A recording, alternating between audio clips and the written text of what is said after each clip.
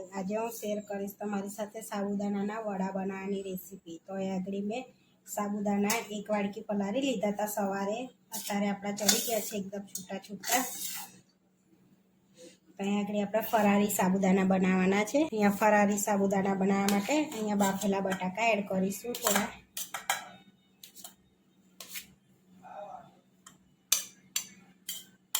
અહીંયા મેં બાફેલા બટાકા એડ કર્યા છે અને થોડાક શક્કરિયા એડ કરીશું। અહીંયા આગળ મેં જો એક શક્કરિયું પડી તો શક્કરિયું એડ કરી દઈશ। 1 ચમચી લીંબુનો રસ એડ કરીશું આપણે અંદર। અહીંયા તીખા લીલા મરચાં અડધી ચમચી એડ કરીશું। 1 ચમચી મોરા મરચાં એડ કરીશું। થોડાક કટરમાં કરેલા સિંગદાણા એડ કરીશું, ભૂક્કો સિંગદાણાનો। હવે એડ કરીશું થોડું જીરું। અહીંયા 1 નાની ચમચી જીરું એડ કર્યું છે। થોડા ધાણા એડ કરીશું। અહીંયા અડધો બાઉલ ધાણા એડ કર્યા છે આપણે। અહીંયા દળેલી ખાંડ એડ કરીશું 2 ચમચી જેવી આપણે। સ્વાદ પ્રમાણે ફરારી મીઠું એડ કરીશું આપણે। તો અહીંયા આગળ 1.5 ચમચી મીઠું એડ કર્યું છે। સારી રીતે આપણે મિક્સ કરી લઈશું એને, હાથથી મિક્સ કરી લઈશું।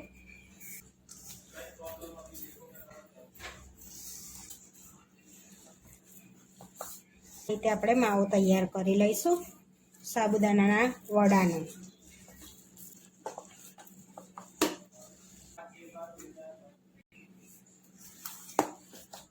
માવો રેડી થઈ ગયો છે। હવે આપણે વડા બનાવી લઈશું। આપણો માવો રેડી છે। હવે આપણે હાથ પર તેલ લગાડી અને એના વડા વારી લઈશું।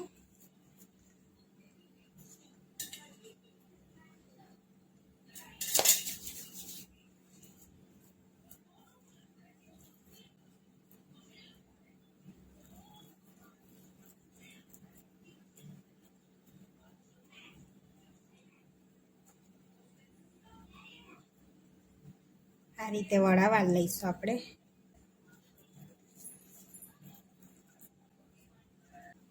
આ રીતે આપણે બધા વડા વાળી લઈશું।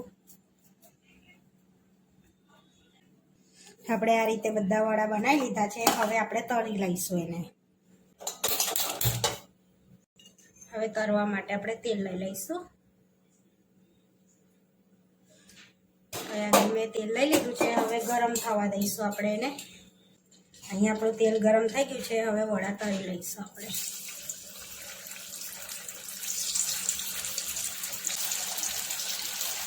અહીંયા ધીમા તાપે આપણે વડા તળી લેવાના છે। હવે પલટાવીશું આપણે એને।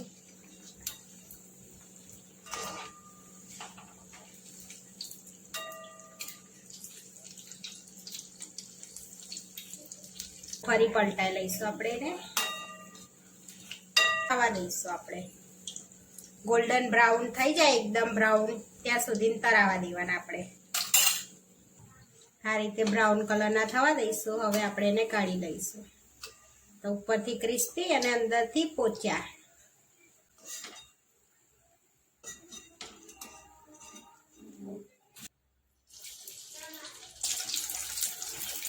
થવા દઈશું આપણે એને, પલટાઈ લઈશું હવે આપણે એને।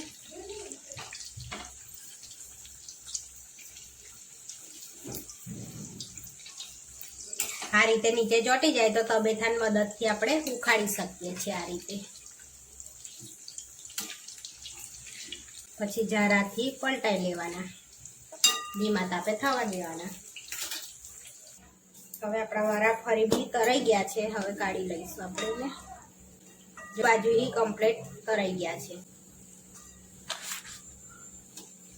આ તરાઈને રેડી થઈ ગયા છે। હવે આપણે સર્વ કરી લઈશું।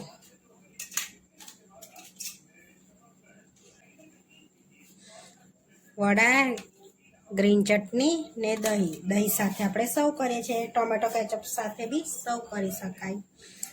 આપણા સાબુદાના વડા બનીને રેડી થઈ ગયા છે। આવા વિડીયો જોવા માટે મારી ચેનલને સબસ્ક્રાઈબ કરો, લાઈક કરો અને શેર કરો। તમે જરૂરથી ટ્રાય કરો અને ફરી મળીશું નવા વિડીયોમાં।